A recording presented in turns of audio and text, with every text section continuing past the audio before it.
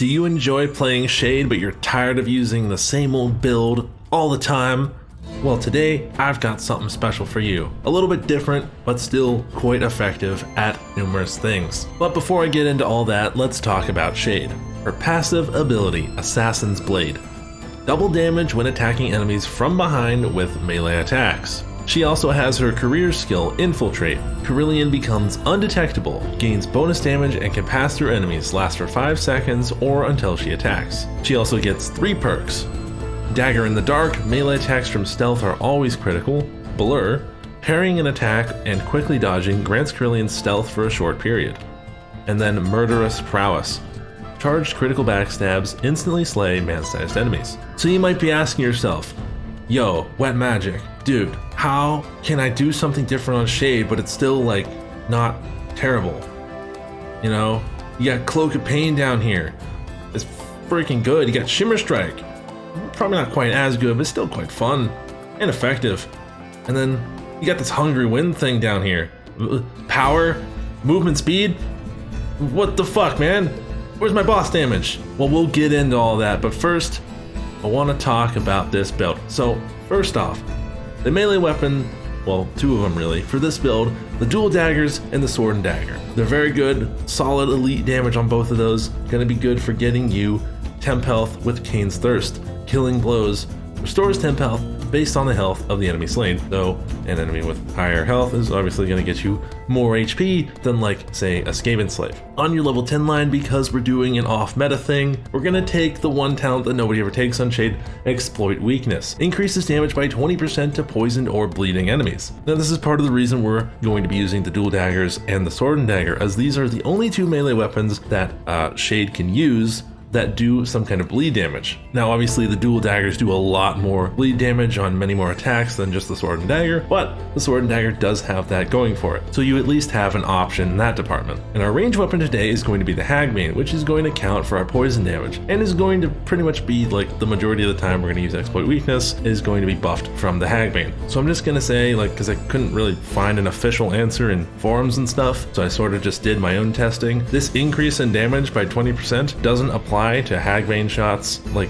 after you've already poisoned an enemy. Shooting it again with the Hagbane doesn't increase the Hagbane's damage by 20%. As far as I can tell, this is just for melee damage after something's been poisoned or bleeding. So you can shoot a monster and then melee it a bunch of times to do a little bit more damage, or you can pop your Hagbane off into a horde or, you know, a group of elites or something, and then they all take a little bit more damage, which I think is still pretty good. You know, it has a ton of value because you can stagger them and hit them for extra damage. I mean, it's pretty solid. Now we're going off meta, but we're not stupid. Assassin is really freaking good for doing lots of damage via melee. You do 40% bonus damage on headshots and critical hits, which Shade tends to do a lot of, so I just think any other talent, even enhanced power with what will be a more heavily range focused build, is just not worth it in comparison to Assassin, when you can parry and dodge and get crits at will and just get that bonus damage, and simply just by doing headshots as well. Assassin is so good. On her level 20 line, you have to take Blood Fletcher with this build. The Hagbane doesn't have many shots. I think it's like 16, 17, something like that. It's like not even 20. So you're gonna unfortunately blow through them very quickly, but getting those backstabs will get you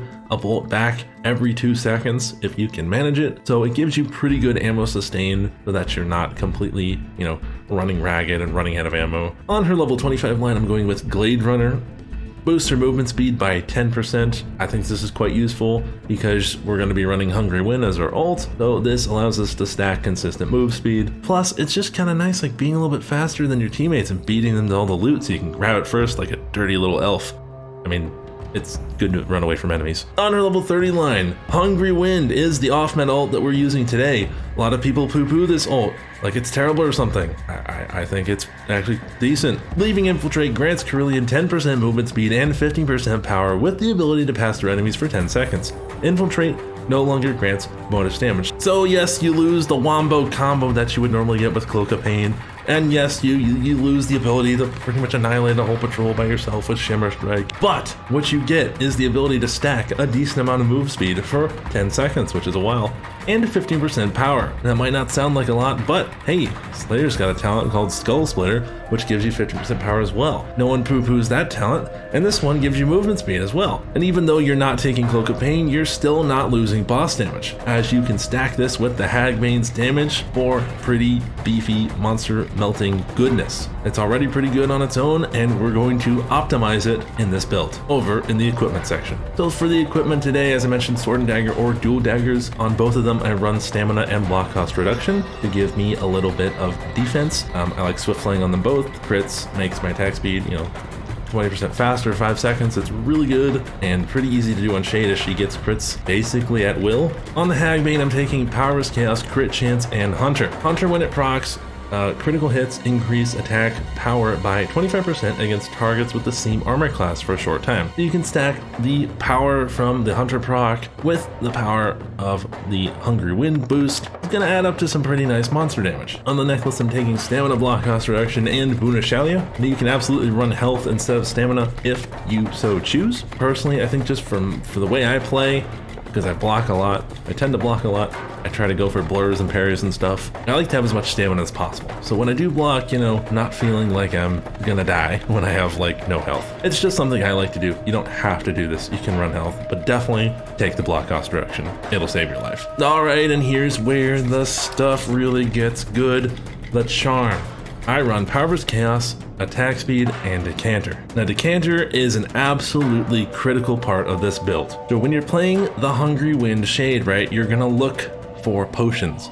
Not just any potions. Speed potions for this build, completely irrelevant. Forget about them, you don't need them. Ideally, you'd like strength potions. That's really gonna boost your damage. You can stack it with the Hunter on your Hagbane, you can stack it with the power of Hungry Wind, and guess what? Decanter makes it last basically the whole time you're shooting all of your shots from a Hagbane into a monster, allowing you to do massivio damage, huge damage. If you don't find a strength potion, it works pretty well with a purple potion as well, because you can keep the power from Hungry Wind going and going and going and still doing pretty good monster damage that way. Ideally, you want a strength potion. Second option is a purple potion. And don't even bother picking up a speed potion with this build. And on the trinket, a little extra crit chance to help proc the Swift Sling and the Hunter on my weapons. Stamina recovery for a little bit of defense. The grenade trait, whatever you want. Shrapnel if you really feel like it. Explosive Ordnance or Grenadier. Either one, it's up to you, a personal preference thing. And there you have it, everyone, my Shade off meta build. Let me know in the comments down below if you like the build. If you like this video, feel free to subscribe to this channel, leave me a like and a comment down below. I also have a Discord with over 1,700 people in there, quite a bit of people. Come on, join and play Vermintide with us. Later, dudes.